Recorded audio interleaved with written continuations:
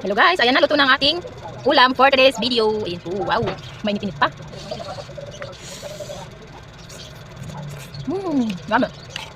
Hindi ko na sa nilagyan ng sabaw guys kasi ano, hindi ko nilagyan ng beef cubes. Hindi na ako labas, nagmamadali na gutom na.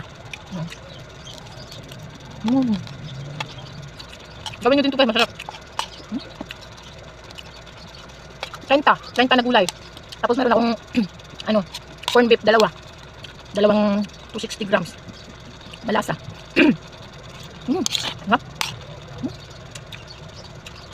Makrunchy pa yung gulay. Lami. May baka na yung gulay. Baka, ang sahog. Lami. Masarap. Kain guys. Ang ulam nyo ngayon for today's video. Ang ulam nyo ngayon guys for today's video. Ulam ko ngayon guys. Gulay. Mahilig ko lang sa gulay guys. Lami.